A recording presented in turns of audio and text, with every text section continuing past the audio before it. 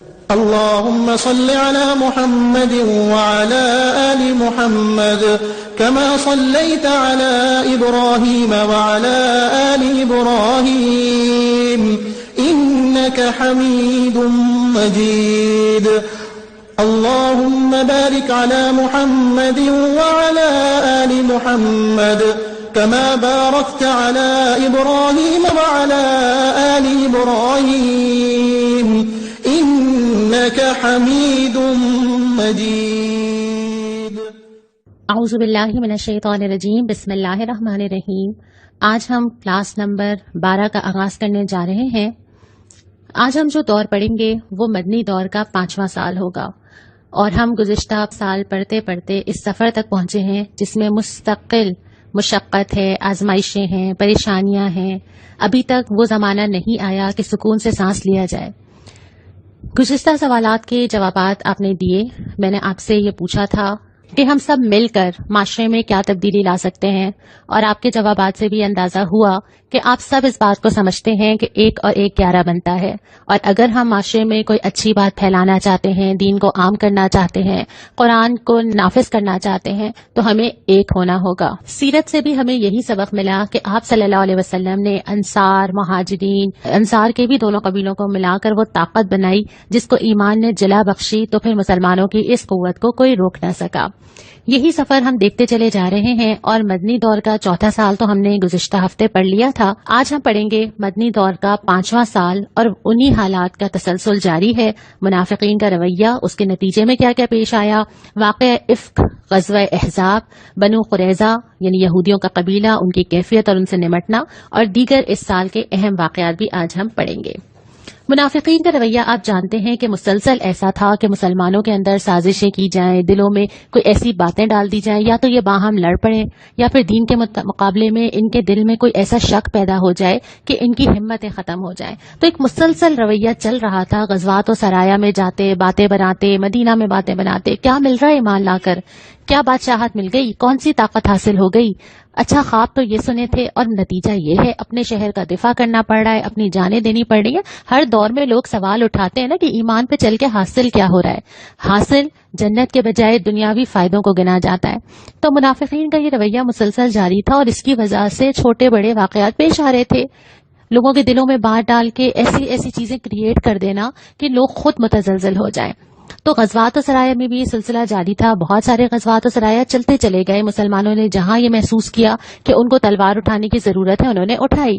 اور اسی دوران غزوہ بنی مصطلق پیش آیا، اور اس غزوہ میں بھی یہی ہوا کہ بہت سارے واقعات کے ساتھ اہم ترین چیز یہ رہی کہ عبداللہ بن ابی نے بہت ساری ایسی باتیں زور و شور سے کہیں. میں نے آپ کو پچھلی دفعہ یہ بات کہی تھی نا کہ غزوہ احد کے بعد ان کی ہمتیں بڑھی تھیں، اور یہ منافقین اور یہود اور یہ سمجھ رہے تھے کہ اب یہ وقت ہے کہ چوٹ لگانی چاہیے. تو انہوں نے بہت ساری ایسی باتیں کی جس کی وجہ سے بہت انتشار اور فتنہ پھیلا. انہوں نے اس غزوے سے واپسی پہ عبداللہ بن ابی نے یہ بات کی کہ جب ہم جائیں گے، واپس پلٹیں گے، تو مدینہ جا کے عزت دار آدمی وہاں سے دوسرے ذلیل آدمی کو نکال دے گا. اس پہ بہت لوگوں کے اندر اضطراب پیدا ہوا. قریب تھا کہ لوگ آپس میں لڑ پڑتے. آپ صلی اللہ علیہ وسلم نے حکمتاً یہ طریقہ اختیار کیا کہ غزوے سے واپسی پہ آپ نے لشکر کو اتنا سفر کروایا، اتنا سفر کرایا، کہیں پڑاؤ ہی نہیں ڈالا کہ نہ لوگوں کو اتنا موقع ملے، نہ وہ بیٹھے، نہ اس پہ گفتگو ہو. جب چلتے چلتے چلتے لوگ تھک گئے تو آپ نے پڑاؤ ڈالا تاکہ لوگ فوراً ہی جو ہے وہ آرام کرنے لگ جائیں اور گفتگو نہ کریں. اب جب یہ بات پھیلی اور لوگوں کے علم میں آئی، سب سے پہلے تو عبداللہ بن ابی نے کہا نہیں، میں نے تو یہ بات کی ہی نہیں ہے نا. اور حضرت زید کی بڑی مزے کی بات ہے، وہ چھوٹے اور ینگ تھے نا اس وقت، تو ان کے اوپر سے نا اس نے صحیح آپ کو بتائی نہیں ہے، اس نے تو سنی نہیں ہوگی، اس نے کچھ اور ہی کہہ دیا اپنی طرف سے. حضرت زید بتاتے بھی ہیں کہ مجھے بہت غم ہوا اور مجھے اتنا افسوس ہوا کہ میرے بارے میں ایسے کہا گیا، اور صدمہ ہو گیا اور گھر پہ بیٹھ گیا. اور پھر اللہ تعالیٰ نے سورہ منافقون میں یہ آیت نازل کی اور یہ جملہ دہرایا کہ یہ منافق یہ کہتے ہیں، ان کا یہ جملہ ہے. حضرت زید بڑے خوش ہوئے. آپ صلی اللہ علیہ وسلم نے ان کو بلا کے بھی کہا کہ اے زید، اللہ نے تمہاری تصدیق کر دی. پھر اس کے بعد یہ عبداللہ بن ابی کی جو کیفیت تھی، یہاں تک کہ ان کے اپنے بیٹے نے آ کے کہا کہ رسول اللہ مجھے آپ حکم دیجئے، میں اس کو قتل کروں گا. لیکن جو ہے وہ آپ صلی اللہ علیہ وسلم نے اس کا حکم نہیں دیا. ایک واقعہ تو یہ چل رہا تھا، اس کی وجہ سے مسلمانوں کے اندر انتشار، بے چینی ہو رہی تھی. دوسرا واقعہ یہ ہوا کہ حضرت عائشہ رضی اللہ تعالی عنہا وہ بھی بہت ینگ تھی، ٹین ایجر ہی تھی اس وقت. حضرت عائشہ کے پاس ایک ہار تھا جو کہ جب وہ جانے لگے سفر سے اور لشکر اٹھنے لگا تو ہار نہ ملا. انہوں نے سوچا ہار ڈھونڈ لوں، اتنی دیر میں لوگوں نے پڑاؤ سے اٹھ گئے اور لشکر چل پڑا. حضرت صفوان کی ذمہ داری تھی کہ وہ بعد میں دیکھیں کہ کوئی چیز رہ تو نہیں گئی ہے. وہ پہنچے اور پردے کا حکم آنے سے پہلے حضرت عائشہ کو دیکھ چکے تھے تو وہ پہچان گئے. انہوں نے کہا آپ یہاں کیسے؟ تو حضرت عائشہ نے بتایا تو انہوں نے خاموشی سے اونٹ آگے کر دیا. حضرت عائشہ سوار ہو گئی اور حضرت صفوان ان کو لے کے لشکر کے پیچھے پیچھے پہنچ گئے. اب بظاہر تو یہ کوئی غیر معمولی واقعہ نہیں ہے نا، ایسا ہو جایا کرتا ہے اور ایسا ہونا کوئی انہونی بات نہیں ہے. لیکن جہاں پھر کوئی انسان شر پھیلانا چاہتا اس کو تو وجہ بھی نہیں چاہیے ہوتی. یہاں تو وجہ مل گئی تھی، یہاں تو پوائنٹ تھا، رائی تھی جس کا پہاڑ بنا دیا جائے. اور منافقین نے یہی کہا. انہوں نے کیا کیا کہ حضرت عائشہ اور حضرت صفوان کے کردار پر تہمت لگائی، نعوذ باللہ. اور یہ ایسی چیز تھی، ہر دور میں یہی ہوتا ہے کہ جو انسان دین کے اوپر چلتا ہے جب اس کے معاملات میں کوئی چیز نہیں ملتی نا، لوگ کردار پہ سوال اٹھانا شروع کر دیتے ہیں، مشکوک بنا دیتے ہیں. جب کردار پہ سوال اٹھایا جائے گا تو ساری دعوت ہی مشکوک ہو جائے گی، سارا دین ہی مشکوک ہو جائے گا. اور یہ تو نبی کریم صلی اللہ علیہ وسلم کی کلوز فیملی تھی. اور اس کے بعد پھر جو رویہ اس کے اندر رہا، اب جب یہ باتیں آپس میں چلتی چلی گئیں، مسلمانوں میں پھیلی، آپ اندازہ کر سکتے ہیں ڈسکشنز ہوئے ہوں گے، باتیں ہوئی ہوں گی، ہر جگہ یہ ڈسکس ہو رہا ہوگا. کچھ لوگ معصومیت میں شامل ہوئے، کچھ لوگوں نے یقین کیا، کچھ لوگوں نے کہا نہیں یہ ہو ہی نہیں سکتا. ملے جلے رد عمل تھے. اس تمام چیزوں کے اندر آپ صلی اللہ علیہ وسلم کی کیفیت کیا تھی کہ آپ صلی اللہ علیہ وسلم نے بالکل خاموشی اختیار کی. اور آپ نے قریب کے، ہمیں ملتا ہے کہ کچھ صحابہ سے جو بہت کلوز تھے ان سے مشورہ بھی کیا، لیکن پھر آپ نے خاموشی ہی اختیار کی. حضرت عائشہ کی کیفیت کیا تھی؟ واپس آئیں، سفر سے آ کے بیمار ہوئی، انہیں معلوم ہی نہیں تھا، پتہ ہی نہیں تھا یا سوچا ہی نہیں تھا کہ یہ بھی کچھ ہو سکتا ہے. بہت بعد میں جا کے حضرت عائشہ کو حضرت ام مستہ سے ان کے ساتھ وہ نکلی اور باتوں میں ذکر نکلا اور پھر حضرت عائشہ کو پتہ چلا. اس کے بعد پھر حضرت عائشہ کے اوپر انتہائی غم طاری ہوا، بہت روئیں، بہت پریشان ہوئی. اچھا، اس کے بعد پھر ایک اور ہمیں جو اسلام کے لیے رہنما چیز ملتی ہے کہ نبی کریم صلی اللہ علیہ وسلم براہ راست حضرت عائشہ کے پاس آئے اور آپ نے حضرت عائشہ سے ڈائریکٹلی بات کی کہ بس یہ مجھے پتہ چلا ہے، لیکن تم اللہ تعالیٰ تمہاری برات نازل کر دے گا، ہے نا. میں تو نہیں جانتا کچھ بھی، لیکن میں جانتا ہوں کہ اللہ تعالیٰ اس معاملے کو واضح کر دے گا، تم اللہ تعالیٰ سے توبہ کرو. حضرت عائشہ کا جواب کیا تھا؟ حضرت عائشہ کا جواب یہ تھا کہ جو سمجھ لے، میں جانتی ہوں نا، میں اپنے بارے میں جانتی ہوں کہ میں بری ہوں اور میں سمجھتی ہوں کہ مجھے اللہ تعالیٰ کی مدد مطلوب ہے. حضرت عائشہ نے قرآن کی وہ آیت جس میں حضرت یعقوب علیہ السلام کے جملے ہیں وہ کوٹ کی کہ صبر ہی بہتر ہے اور جو کچھ تم لوگ کہتے ہو مجھے اس پر اللہ کی مدد چاہیے. اور اس کے بعد حضرت عائشہ خاموش ہو گئیں اور پھر نبی کریم صلی اللہ علیہ وسلم کے پاس وحی آئی جس میں اللہ تعالیٰ نے برات نازل کی. اور اس کے بعد والی بات بھی بہت مزے کی ہے. آپ صلی اللہ علیہ وسلم نے فرمایا اے عائشہ رضی اللہ تعالیٰ عنہ، اللہ نے تمہیں بری کر دیا. اور حضرت عائشہ کی والدہ نے کہا کہ عائشہ اٹھو، نبی صلی اللہ علیہ وسلم کا شکریہ کرو. تو حضرت عائشہ نے کتنے مزے کی بات کی.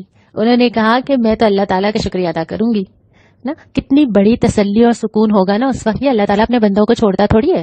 اور مسلمانوں کی کیفیت کیا تھی کہ مسلمانوں کے اندر ملا جلا رد عمل تھا. دیکھیں انسان تو ہر طرح کے ہوتے ہیں نا، کچھ نے یقین کر بھی لیا، کچھ نے بالکل نہیں کیا. لیکن اللہ تعالیٰ نے اس کے بعد جتنی آیات نازل کی، سورہ نور کی جو 10 آیات ہیں اس میں اللہ تعالیٰ نے بہت زیادہ گفتگو ان سے نہیں کی کہ مشرکین تو ہیں ایسے، یہ تو کرتے ہی یہ ہیں، ان پہ اللہ کا عذاب ہو.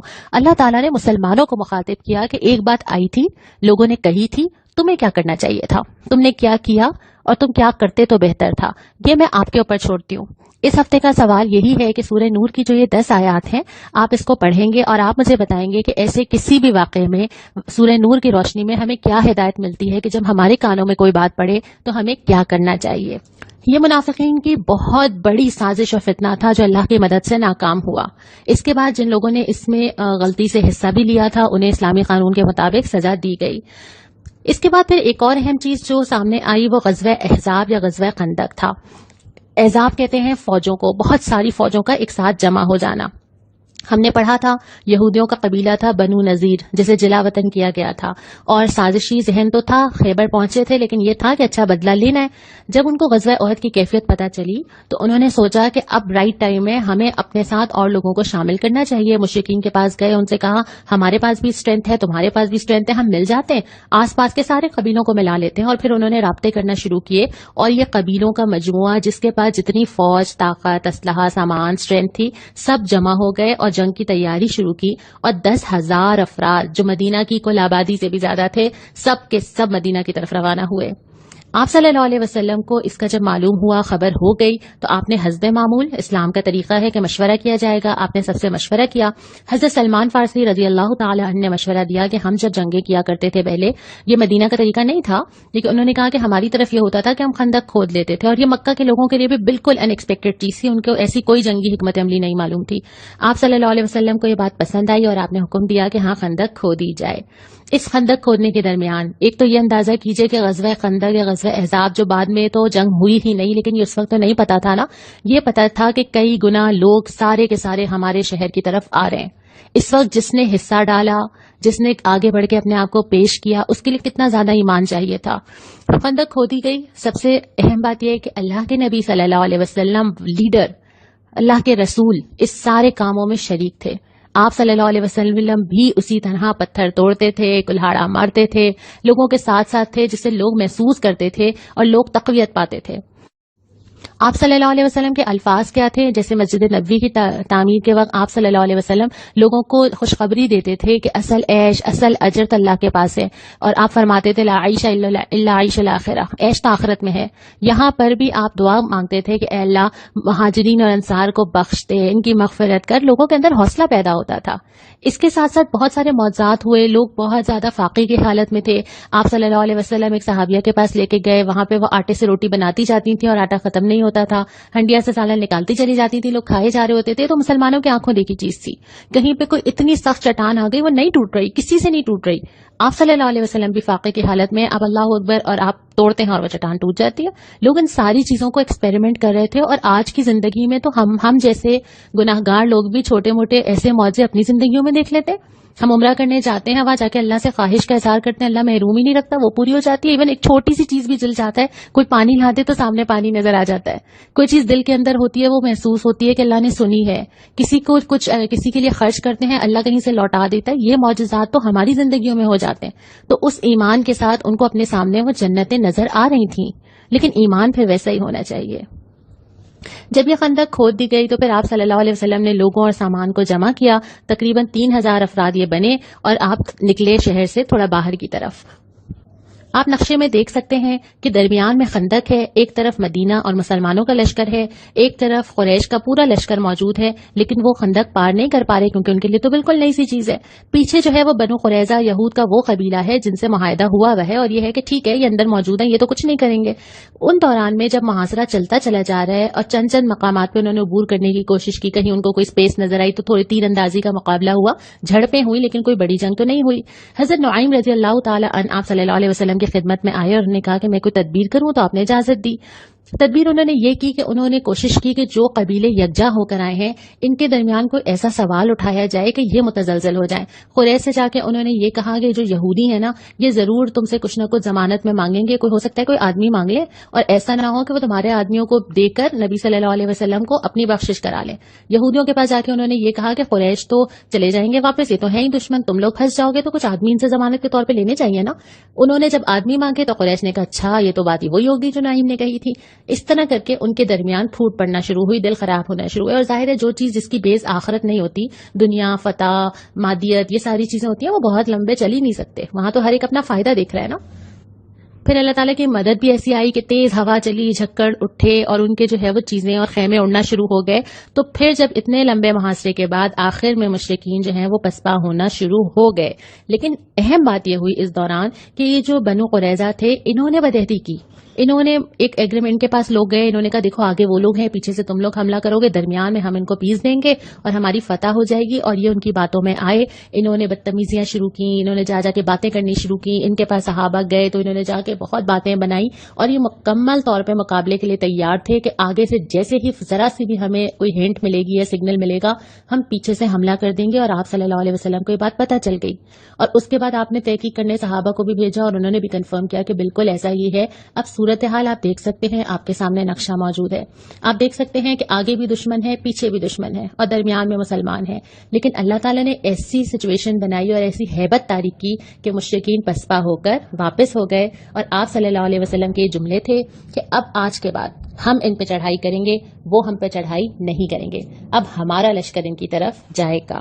یہ اتنی بڑی اعصابی جنگ تھی 1 ماہ کی جو مسلمانوں نے جیتی، اور اس کے بعد پھر یہ ہوا کہ جب قریش کا لشکر لوٹا تو آپ صلی اللہ اللہ علیہ وسلم نے فوری طور پہ ان قبائل سے نمٹنا شروع کیا جنہوں نے اس وقت معاہدے توڑے تھے، اور مختلف چھوٹے چھوٹے سرایا ہوئے، صحابہ کی جماعت بھیجی گئی، اور پھر آپ صلی اللہ علیہ وسلم نے جب ان سے نمٹنا شروع کیا تو اسلام کی ایک دھاک تو بیٹھی ہی بیٹھی، لیکن اس سے زیادہ امپورٹنٹ ایک کام یہ ہوا کہ جیسے ہی آپ واپس آئے حضرت جبرائیل تشریف لائے، انہوں نے کہا کہ نہیں ابھی تو ایک کام باقی ہے، اور وہ یہ ہے کہ بنو قریظہ سے نمٹنا ہے۔ اگر موقع آ جاتا تو یہ بدترین دشمن ثابت ہوتے، اور اب چونکہ یہ معاہدہ توڑ چکے ہیں تو اب ان کے ساتھ بھی وہی معاملہ کیا جائے گا جو کسی بھی دشمن کے ساتھ کیا جاتا۔ حالانکہ آپ صلی اللہ علیہ وسلم نے آتے ہی یہود کے سارے قبیلوں سے معاہدہ کیا تھا، لیکن قرآن نے کہا ہے نا کہ تمہارے دوست نہیں ہو سکتے، اور یہ جب موقع ملے گا یہ تمہارے ساتھ یہی کریں گے، صرف وقت کا انتظار کرتے ہیں۔ پھر آپ صلی اللہ علیہ وسلم نے فوراً اعلان فرمایا اور 3000 کے لشکر کے ساتھ بنو قریظہ کی طرف روانہ ہوئے، محاصرہ کیا گیا۔ اب تصور کیجئے 1 ماہ پہلے گزرے ہیں، پہلے 1 ماہ کی اعصابی جنگ گزری ہے، لیکن 1 دن کا ریسٹ نہیں تھا، فوراً دوبارہ نکلے۔ اب 25 دن کا محاصرہ ہوا ہے اور 25 دن ان کو گھیر کے رکھا گیا۔ آخر میں پھر انہوں نے، اللہ تعالیٰ ہی ہیبت ڈالتا ہے دلوں میں، انہوں نے بھی پھر ہتھیار ڈال دیے اور یہ کہا کہ اچھا فیصلے کا اختیار حضرت سعد بن معاذ رضی اللہ تعالیٰ عنہ کو دیا جائے۔ حضرت سعد بن معاذ رضی اللہ تعالیٰ عنہ آئے اور ان کے سامنے ساری بات رکھی گئی کہ جو فیصلہ آپ کریں گے اس کو قبول کیا جائے گا۔ انہوں نے سوچا اور انہوں نے کہا کہ ان کے گھر تمام مردوں کو، بالغ مردوں کو قتل کر دیا جائے اور باقی لوگوں کو جو ہے وہ اپنے تحویل میں لے لیا جائے۔ اور جب ان کو نکالا گیا اور قتل کیا گیا، ڈھیروں جنگی ہتھیار ان کے پاس سے برآمد ہوئے۔ اس سے پہلے ان کے ساتھ کوئی معاملہ نہیں تھا، اتنے سال اچھی طرح سے معاہدے کیے گئے تھے، لیکن انہوں نے خود اپنے آپ کو دشمن ڈکلیئر کیا، تو بس ان سے نمٹنا پھر یوں ہی ضروری تھا۔ اس طرح مدینہ کے اندر سے جو ایک سازشی قبیلہ باقی تھا اس کا بھی خاتمہ ہوا۔ اس کے بعد قرآن میں غزوہ احزاب پہ اللہ تعالیٰ اسی طرح تبصرہ کرتے ہیں کہ دیکھو اللہ تعالیٰ نے تمہاری کیسی مدد کی نا۔ ایک تو یہ بتایا کہ منافقین نے کیا کیا روش اختیار کی، بڑی باتیں کی نا انہوں نے، وہ دہرائی اللہ تعالیٰ نے۔ تبصرہ کیا کہ یہ آسانی ہے تو آپ کے ساتھ اسی وقت چلیں گے جب ان کو موت نظر نہیں آئے گی، ورنہ تو یہ ایسی باتیں بنائیں گے۔ اور مسلمانوں سے بھی فرمایا کہ دیکھو اللہ سے جو وعدہ کیا نا اس کی باس پوز ہونی ہے۔ لا الہ الا اللہ کا مطلب یہ ہے کہ اب ثابت کر کے دکھاؤ۔ دل میں تنگی تو منافقین محسوس کرتے ہیں، وہ چیزیں بچاتے ہیں اللہ سے، اپنا مال بچاتے ہیں، وقت بچاتے ہیں، جان بچاتے ہیں، صلاحیت بچاتے ہیں۔ مسلمان تو معاہدہ کر کے کہتا ہے کہ جو اللہ کو دے دوں وہ واپس ملے گا، مجھ سے مال جتنا لے لیا جائے، میرے وقت میں سے جو میں بچا کے اللہ کے لیے لگاؤں، میرے اندر کوئی صلاحیت ہو، میں لکھ سکتی ہوں، بول سکتی ہوں، پڑھ سکتی ہوں، کچھ بھی اللہ کے لیے چلا جائے، وہی تو میری انویسٹمنٹ ہے۔ یہ منافق ہوتا ہے جو بچاتا ہے۔ پھر یہ کہ اگر تم نمونہ دیکھنا چاہتے ہو تو اللہ کے نبی صلی اللہ علیہ وسلم کی ذات میں دیکھو ایک پریکٹیکل مومن، اور وہیں سے سیکھو کہ تمہیں کیا کرنا چاہیے۔ پھر اللہ تعالیٰ نے مومنین کی ایمانی کیفیت کی تعریف بھی کی ہے کہ اللہ ان کے لیے کافی ہو گیا۔ انہوں نے کہا اچھا یہی تو کرنا تھا، یہی تو قربانی دینی تھی، یہیں سے تو جنت ملے گی۔ ان کی تعریف کی اور پھر بنو قریظہ کا بھی ذکر کیا کہ جب انہوں نے آپ سے بدعہدی کی ہے تو پھر اللہ نے آپ کو قدرت دی ان کے اوپر، ان کے دلوں میں ہیبت بٹھا دی تاکہ آپ ان سے نمٹ سکیں۔ جو اہم واقعات اس سال میں ہوئے، نبی کریم صلی اللہ علیہ وسلم کا حضرت جویریہ رضی اللہ تعالی عنہا اور حضرت زینب رضی اللہ تعالی عنہا سے نکاح ہے۔ منہ بولے بیٹے سے متعلق احکامات جو آپ صلی اللہ علیہ وسلم نے حضرت زینب سے نکاح کیا، جو پہلے حضرت زید رضی اللہ تعالی عنہ کی زوجیت میں رہ چکی تھیں، جو کہ آپ صلی اللہ علیہ وسلم کے منہ بولے بیٹے تھے، تو اس کے اوپر بہت طوفان اٹھا، بڑی باتیں ہوئی، لیکن اس رسم کو توڑا گیا اور قرآن نے خود اس کے اوپر تبصرہ کیا کہ منہ بولا بیٹا اصلی بیٹا نہیں ہوتا۔ تو یہ احکامات آئے۔ پھر خواتین کے لحاظ سے بہت سارے احکامات سورہ احزاب میں بھی آپ کو نظر آئیں گے۔ پردے کے احکامات جو ہیں وہ اس سال آئے۔ اس کے بعد یہ کہ اگر کوئی کسی کے اوپر الزام لگاتا ہے اور وہ غلط ثابت ہوتا ہے تو اس پہ حد جاری کی گئی۔ یہ کوئی عام بات نہیں ہے کہ آپ کسی کے اوپر زنا کا الزام لگا دیں۔ اور اسی طرح لعان کا قاعدہ، اگر میاں بیوی آپس میں ایک دوسرے کے کردار پہ شک کریں کیا کیا جائے گا، یہ بھی قرآن میں آ گیا۔ پھر یہ کہ زہار کے بارے میں آ گیا کہ اگر شوہر اپنی بیوی کو یہ کہہ دے کہ تم میری ماں کی طرح ہو، پہلے اس کو طلاق تصور کیا جاتا تھا، اللہ تعالیٰ نے اس کی نفی کی۔ حضرت عائشہ کا جو ہار گما تھا اس کے بعد جو واقعہ ہوا اور اس لشکر کے پڑاؤ کے دوران تیمم کا حکم آیا، پانی نہ ملنے کی صورت میں کیا کیا جائے۔ نماز خوف کا حکم بھی اس سال آیا کہ اگر دشمن اس طرح سامنے موجود ہو اور نماز پڑھنی ہو تو کیا کیا جائے۔ تو یہ ساری چیزیں ساتھ ساتھ زندگیاں بھی چل رہی ہیں، ساتھ ساتھ جنگیں بھی چل رہی ہیں، احکامات بھی آ رہے ہیں، اسلامک سوسائٹی بھی وجود میں آ رہی ہے، اسلامی ریاست کا نقشہ بھی بن رہا ہے۔ آپ دیکھ سکتے ہیں کہ نبی کریم صلی اللہ علیہ وسلم کی نبوت کے بعد کتنے سال گزر چکے؟ 18 سال۔ 18 سال سے یہ کیفیت ہے کہ کشمکش ہے، آزمائشیں ہیں، جانیں جا رہی ہیں، قربانیاں دی جا رہی ہیں، سیٹل ہونے کا وقت نہیں آ رہا۔ ابھی تو صرف یہ ثابت کرنا ہے کہ ایمان کتنا سچا ہے۔ لیکن چونکہ اس دفعہ ہم نے پڑھا کہ آپ صلی اللہ علیہ وسلم نے فرمایا کہ اب تم ان پہ چڑھائی کرو گے، اگلے سال سے ہم دیکھیں گے کہ حالات کیا شفٹ کرتے ہیں۔ اور اس کے ساتھ ہم یہاں پہ اختتام نبی کریم صلی اللہ علیہ وسلم کی اس حدیث پر کریں گے۔ آپ نے فرمایا جب زمین پہ خدا کی نافرمانیاں ہو رہی ہوں تو جو شخص وہاں موجود ہو اور وہ انہیں ناپسند کرے تو گویا وہ ان سے الگ ہے، لیکن جو شخص وہاں موجود نہ ہو لیکن پھر بھی وہ ان کو پسند کرتا ہو تو گویا وہ ان میں شامل ہے۔ ابو داؤد اور مشکات کی یہ حدیث ہے کہ زمین میں جو ہو رہا ہے انسان اپنی نیت کے مطابق، چاہے وہ قریب ہو چاہے وہ دور ہو، اگر وہ اس میں مطمئن ہے، راضی ہے، پسند کرتا ہے، بدلنے کی کوشش نہیں کرتا تو اللہ تعالیٰ شاید اس کو اسی کیٹیگری میں نہ کر دے۔ تو ہمیں اس پہ غور کرنا چاہیے کہ ہمارا دل کہاں ہے، ہمیں پسند کیا ہے، ہم کیا کرنا چاہتے ہیں، ہم کس کو اپریشیٹ کرتے ہیں، تو پھر انسان انہی لوگوں کے ساتھ ہوگا دنیا میں بھی اور آخرت میں بھی جن کو وہ پسند کرتا ہے اور جن کے ساتھ وہ رہنا چاہتا ہے۔ یہاں پہ ہم آج کا سبق مکمل کرتے ہیں۔ انشاءاللہ تعالی اگلی کلاس میں ہم مدنی دور کا 6واں سال پڑھیں گے۔ السلام علیکم ورحمۃ